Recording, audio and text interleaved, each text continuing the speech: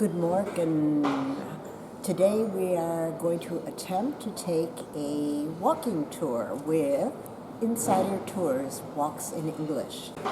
The one I selected is Berlin Today. It is sunny, hot out, got burned to a crisp yesterday, so it's silly to spend a day in museums. That's my opinion, and Steve and I always enjoy walking around a city. This walk is supposed to tour the different neighborhoods in Berlin, which has become the capital of cool.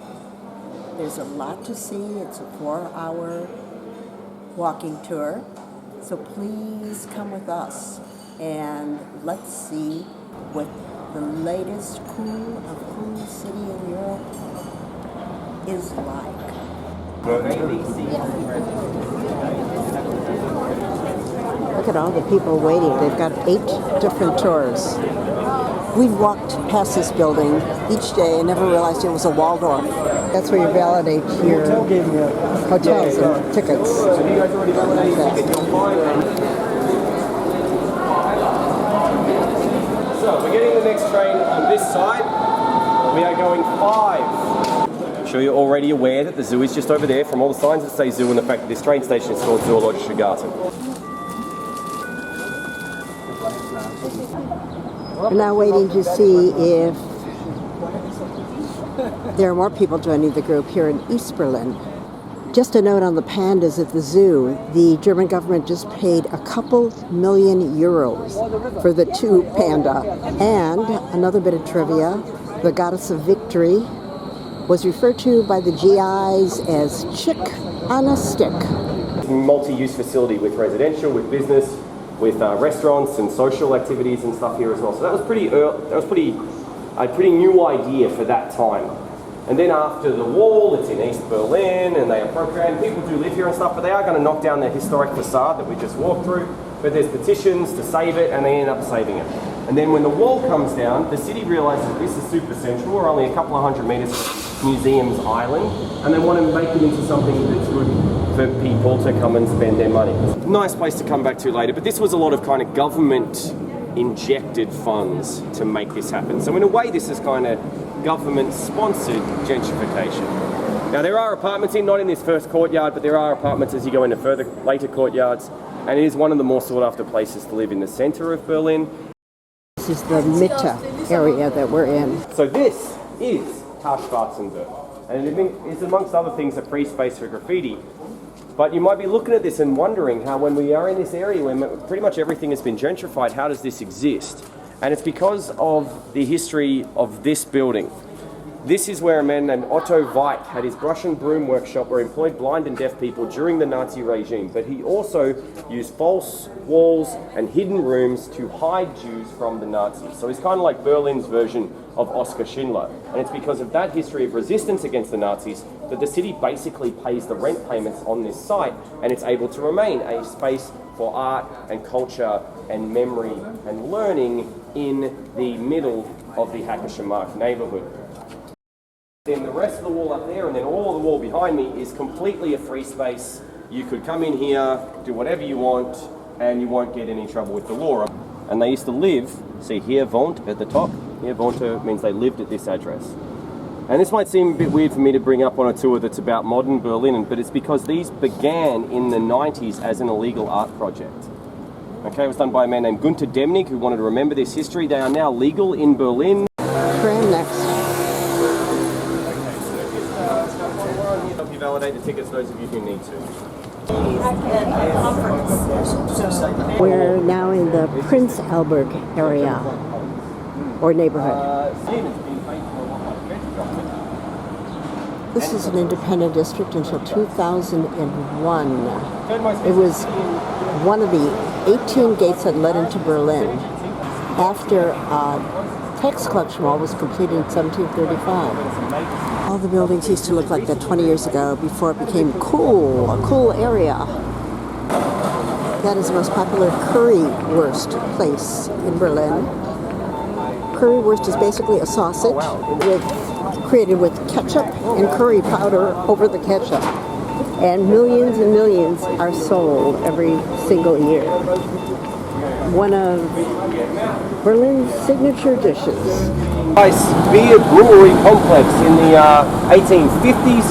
They ran as a brewery pretty much until the war, and then after the war it's in East Germany. But then when the wall comes down, residential buildings in Berlin, in East Berlin, they basically got given to the councils, and then they sold them, and then that money they used for infrastructure repairs that were needed. Berg, and it's still like got a club, it's got a bunch of different restaurants, dance studios, obviously a supermarket, restaurant, food market.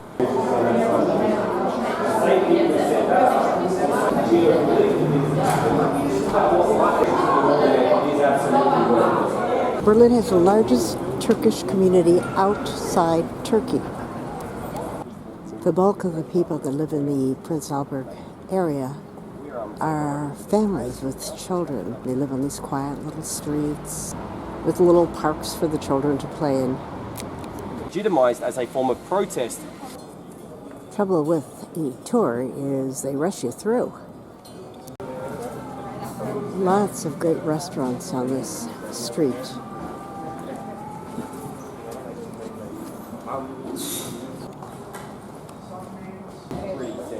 A big meal or anything is just Simon's Coffee. They've got toilets and they're free. But you don't have to go there, and it's also nice and Taylor, once again, what is the name of this street? Simon-Dach-Straße. Simon Datch Street. This is a huge bar area.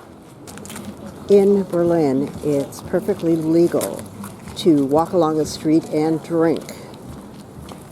Also, there are no closing laws in bars or pubs. They only close when there's no one left to drink. So if drinking is what you're after, you come to Berlin. Unfortunately, it is one of the reasons why it is considered so cool. This is RAW, R-A-W for English speakers, or B. It means something, it's like an acronym, and it's basically rail workshop yard, effectively. And you can see from the train lines in the ground here that this is where they used to bring trains in and carriages, and they'd clean them and they'd fix them and all that sort of stuff. But this gets effectively abandoned in the early 90s, and then two different consortiums buy it out. That much again this way. Oh, if you look down there, you can see those road legal go-karts that you can do tours in, which is a massive indoor and outdoor rock climbing hall. Berlin was moving, that it's moving to being more about, being fiscally responsible rather than being the amazing, cool alternative city that it was. So this is a simplified, somewhat stylized map of the Berlin public transport system. It has been tagged over, so it's kind of hard to see, but you can kind of get that reference. And then you've got the bear, which is a symbol of the city because he's on the flag. It's not the TARDIS, It's amazing. The smoke machine, lights, you put it in, you pick music, and you go in at the smallest nightclub in Berlin. Go in there, put your money in, and you've got your own private nightclub. But you've also got markets and big bars and beer gardens, and you've got like a gym where that woman is getting into a car. That's a gym inside that area. Barter House is like a live music venue, bar, and all sorts of stuff. So there's heaps of stuff down that way that we're only going to see half of it. They built a swimming pool right there in the center. So to sum up, that whole area is called RAW, R-A-W. Just buy a drink and walk down the street. But bike rental is very big in Berlin. There are umpteen bike rental companies. Too bad I don't know how to ride a bike anymore.